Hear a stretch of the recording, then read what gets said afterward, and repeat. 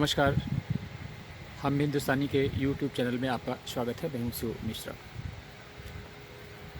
आप सभी को याद होगा कि हाल ही में उत्तर प्रदेश सरकार ने मदरसों का सर्वे कराने की एक योजना शुरू की थी। और जब यह योजना शुरू की गई थी उसमें बहुत हो हल्ला मचा था पूरे मुस्लिम समुदाय में, और लोग इसे धर्म में बिना वजह दखल बता रहे थे। और कुछ लोगों ने तो ओवैसी के तरह के लोगों ने तो यहाँ तक कह डाला कि आखिर इस तरह के कार्य की ज़रूरत क्या है।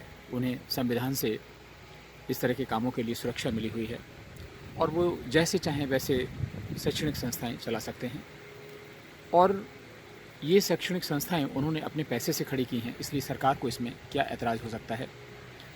इस तरह की तमाम सारी बातें आईं। बरेली के मौलाना हैं, उनका भी नाम लेने की आवश्यकता है। उन्होंने तो ये भी कह डाला कि अगर सर्वे करने वाले लोग आएँ तो उनका चप्पल और जूतों से स्वागत किया जाए। असदुद्दीन ओवैसी ने भी जितना पुरजोर उसका विरोध किया, हर फोरम पे उठाया, पत्रकार वार्ताएं की, और उन्होंने कहा कि ये बिना वजह मुसलमानों को परेशान करने के लिए किया जा रहा है। लेकिन उत्तर प्रदेश सरकार के इस कार्य से जनता ने बहुत राहत की सांस ली और जनता में बेहद खुशी भी थी कि चलिए अच्छा है, कम से कम कोई राज्य सरकार ऐसी है जो देश विरोधी गतिविधियों पर लगाम लगाने की कोशिश कर रही है। सारे मदरसों को दोष तो नहीं दिया जा सकता, लेकिन अधिकांश मदरसों में बहुत सारी चीज़ें ऐसी सिखाई जाती हैं जो देश विरोधी कही जा सकती हैं और देश विरोधी कारनामों के लिए विख्यात हो जाती हैं। लेकिन हाल ही में एक मामला आया जिसे दैनिक जागरण ने अपने अखबार में बहुत सुर्खियों में इसे कवर किया है। ऐसा लगता है कि दारुल उलूम देवबंद शायद कानून और संविधान से भी ऊपर है। और निश्चित रूप से जो बयान उत्तर प्रदेश मदरसा शिक्षा बोर्ड के अध्यक्ष डॉक्टर इफ्तियार अहमद ने दिया है वह बहुत ही शर्मसार करने वाला है। और योगी सरकार को इस पर तुरंत ध्यान देना चाहिए कि कैसे लोगों को ऐसे ऐसे संवेदनशील पदों पर बैठाया गया है जो अपने संवैधानिक दायित्वों के लिए या जो राज्य सरकार ने, केंद्र सरकार ने उनको कार्य सौंपा है उसके लिए कम, बल्कि अपने धर्म, अपने मज़हब और एक वर्ग विशेष के लिए काम ज़्यादा करते पाए जाते हैं। जो मदरसों का सर्वे होना था वह एक निश्चित अवधि में पूरा किया जाना था और संभवतः यह कार्य उत्तर प्रदेश में पूरा हो गया है। और इस पूरे सर्वे में एक बात यह आई है कि 7,500 मदरसे ऐसे हैं जो गैर मान्यता प्राप्त हैं। और गैर मान्यता प्राप्त मदरसे अगर हैं तो उनकी फंडिंग कहाँ से होती है यह भी उनको पता चला है, और ये अभी इसका विस्तृत विवरण दिया जाना बाकी है। इस फंडिंग का उपयोग इस्लामिक शिक्षा के लिए किया जाता है, क्योंकि मदरसे इस्लामिक शिक्षा के लिए ज़्यादा विख्यात हैं बजाय स्कूली शिक्षा के लिए। दारुल उलूम जो देवबंद का मदरसा है सबसे पुराना है, और इस सर्वे में ये पाया गया कि देवबंद का जो ये दारुल उलूम है इसको भी मान्यता नहीं मिली है। और ये 7,500 जो मदरसे पाए गए हैं उनमें से एक है। तो देवबंद के बारे में आप सभी जानते हैं कि फतवा विश्वविद्यालय है ये। दुनिया भर में जितने फतवे जारी नहीं होते हैं, भारत का दारुल उलूम देवबंद अकेले उतने फतवे जारी कर देता है। और इस वर्ष फरवरी में, यानी फरवरी 2022 में योगी सरकार ने दारुल उलूम की एक वेबसाइट पर प्रतिबंध लगाया था जिसमें फतवा जारी करके डाले जाते थे। उसको बंद किया गया है, नहीं है तो एक अलग चीज़ है। और इसके अलावा केंद्र सरकार के एक विभाग ने चाइल्ड राइट्स के लिए, जो बाल अधिकार हैं उनके हनन के मामले में भी इसके विरुद्ध कार्रवाई शुरू की गई थी।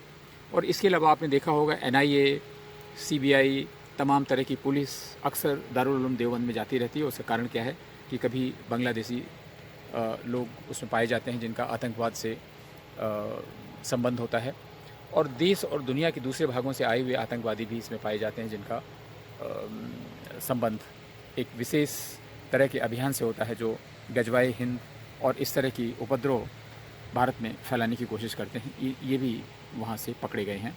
और ये एक तरीके से नियमित कार्यक्रम है पुलिस का उन पर शायद निगाह भी रखी जाती होगी, वरना कैसे पता चलेगा कि कौन यहाँ पर है। अभी जो मामला आया है वो सनसनीखेज इसलिए है कि जब ये पता चला कि दारुल उलूम जो देवबंद का है वह भी मान्यता प्राप्त नहीं है, तो ऐसा बताया जाता है, जो दैनिक जागरण में खबर छपी उससे ऐसा लगता है कि पूरी सरकार बैकफुट पर आ गई। तो ये बहुत ही अचंभे की बात है कि योगी के नेतृत्व में चलने वाली उत्तर प्रदेश सरकार, जिसने मदरसे का सर्वे शुरू कराया, वह बैकफुट पर आ गई। और बैकफुट पर इतनी आ गई कि इसके जो चेयरमैन हैं मदरसा बोर्ड के, उन्होंने कहा कि जो दारुल उलूम देवबंद का है उसको सरकार से मान्यता प्राप्त करने की कोई आवश्यकता नहीं है।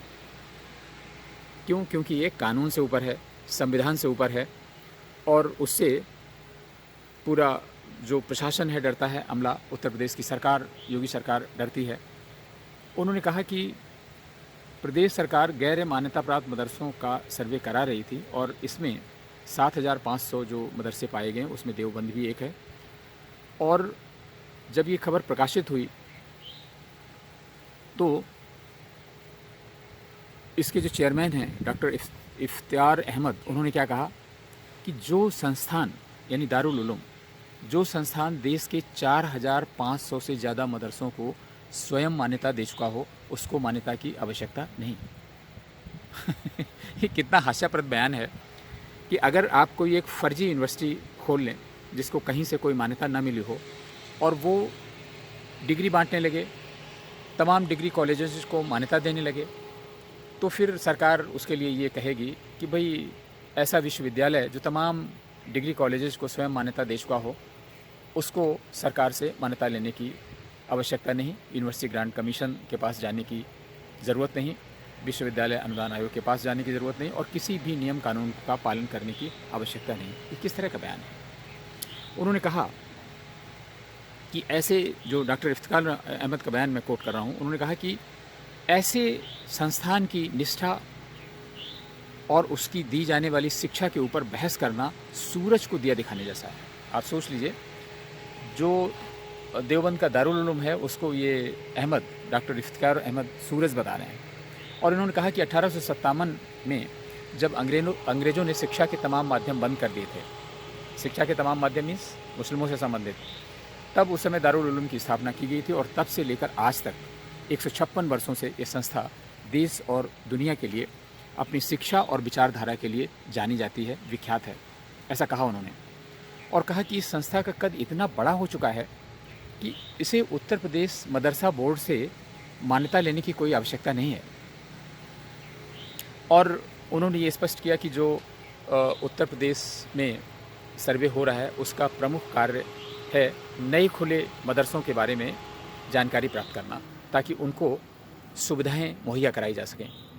मतलब ऐसा नहीं कि उनको कानून के गिरफ्त में लाना है, उन पर निगरानी करनी है, उनका कार्य किस तरह का है, वो देश विरोधी गतिविधियों में भाग लेते हैं या नहीं लेते हैं, और उनका देश में क्या योगदान है, इस पर कोई बात नहीं होगी। मदरसा बोर्ड ने पिछले 7 वर्षों में किसी मदरसे को मान्यता नहीं दी है, उनका ये कहना है। आप उनके बयानों की विरोधाभास समझिए। डॉक्टर इफ्तिकार अहमद ने कहा कि पिछले 7 वर्षों में, यानी उसमें 5 वर्ष का योगी सरकार का शासन और ये दूसरी पारी का भी लगभग 6 महीने का शासन शामिल है, और अखिलेश यादव का भी 1 साल 1.5 साल का पीरियड शामिल होगा। तो पिछले 7 वर्षों से किसी भी मदरसे को, नए मदरसे को मान्यता नहीं दी गई है, ऐसा उनका कहना है। लेकिन क्या जब पिछले 7 वर्षों में मान्यता नहीं दी गई तो वो बताने की कोशिश करेंगे कितने नए मदरसे खुले? इनकी संख्या 7,500 नहीं, बहुत ज़्यादा होगी। हर गली मोहल्ले में आपको मदरसा मिल जाएगा, लोग अपने घरों में मदरसा खोले हुए हैं, और ये किस तरह के अड्डे बनते जा रहे हैं, इस पर भी विचार करने की आवश्यकता है। लेकिन ये बयान अगर डॉक्टर इफ्तिकार अहमद ने दिया है तो जाहिर सी बात है, बिना योगी सरकार की अनुमति के, उनके जो हायरअप्स होंगे, बगैर उनकी अनुमति के ये नहीं दिया होगा। निश्चित रूप से इस पर विचार विमर्श किया गया होगा। और ये एक समझने की बात है कि अगर ये खबर प्रकाशित हो गई थी कि जो देवबंद का दारुल उलूम है उसको मान्यता मदरसा बोर्ड से नहीं मिली है या नहीं मान्यता प्राप्त है, तो इसमें कौन सा आसमान टूट पड़ रहा था? और इस खबर के प्रकाशित होने भर से अगर योगी सरकार बैकफुट पर आ गई तो निश्चित रूप से ये बहुत ही अफसोसजनक बात है। और डॉक्टर इफ्तिकार अहमद के बयान से जो लगता है वो योगी सरकार के पूरे किए धरे पर पानी फेरने वाला है। उन्होंने कहा कि इस सर्वे का उद्देश्य ऐसे गैर मान्यता प्राप्त मदरसों को मान्यता देना भी है, ताकि उनको सरकार द्वारा प्रदत्त सुविधाएं और सहायता मुहैया कराई जा सके। आप सोच सकते हैं कि जिसके लिए बड़ी बड़ी डींगें हाँकी जा रही थी, भाजपा के प्रवक्ता, राष्ट्रीय स्वयंसेवक के प्रवक्ता और अंधभक्त तमाम तरह का प्रचार कर रहे थे कि अब आया ऊँट पहाड़ के नीचे और योगी सरकार ये कर देगी, मोदी सरकार ये कर देगी, उन मदरसों के सर्वे से सच सामने आ जाएगा। लेकिन डॉक्टर इफ्तिखार अहमद का कहना है कि इन सर्वे का उद्देश्य ये है कि गैर मान्यता प्राप्त मदरसों को मान्यता दी जा सके। इसका मतलब तो ये होगा कि लोग कानून तोड़ते रहें, घर घर में मदरसे बनाते रहें और फिर सरकार उनको मान्यता भी दे और उनको तमाम वित्तीय सहायता उपलब्ध कराए, उनके बच्चों को स्कॉलरशिप दे। ये किस तरह की बात होगी? और हमें लगता है कि ये बयान निश्चित रूप से करोड़ों लोगों की आशाओं पर कुठाराघात करने वाला है, जिन मदरसों पर एक बहुत ही कुशल नियंत्रण की आवश्यकता है। मैं ये तो नहीं कहूँगा कि बंद होना चाहिए। मैंने अमेरिका में तमाम ऐसे देशों में देखा कि कहीं छुपे तौर पे मदरसे चल रहे हों तो चल रहे हों, अदरवाइज़ शिक्षा का स्तर समान होता है। आखिरकार धार्मिक आधार पर शिक्षा में भेदभाव कैसे हो सकता है कि मदरसे में कोई विशेष तरह की शिक्षा दी जा रही है, प्राइमरी विद्यालयों में कोई दूसरे तरह की शिक्षा दी जा रही है और गैर सरकारी स्कूलों में कोई दूसरे तरह की शिक्षा दी जा रही है। ये नहीं होना चाहिए। लेकिन जो भी हो, सरकार को इस पर विचार करना चाहिए और जो डॉक्टर इफ्तिखार अहमद ने कहा है उसको क्रॉस चेक करना चाहिए कि उन्होंने जो कहा है अपने अधिकार क्षेत्र के अंतर्गत कहा है, सरकार की मर्ज़ी से कहा है, ये उनका अपना बयान है। और अगर उन्होंने अपने स्तर से ये बयान जारी किया है तो उनके विरुद्ध सख्त से सख्त कार्रवाई की जानी चाहिए और किसी भी ऐसे व्यक्ति का जो इस तरह से घुटना टेक मास्टर हो, उसको ऐसे किसी पद पर रहने का कोई अधिकार नहीं। अच्छा तो यह होता कि मदरसा शिक्षा बोर्ड में किसी ऐसे व्यक्ति को रखा जाता जो वास्तव में धर्मनिरपेक्ष होता, जो वास्तव में मुस्लिमों की भलाई करने की इच्छा रखता होता। वो डॉक्टर इफ्तिखार अहमद जैसा तो नहीं होता कि वो कोई भी बात आ गई तो दारुल उलूम देवबंद के सामने झुक जाएंगे, किसी के भी सामने झुक जाएंगे।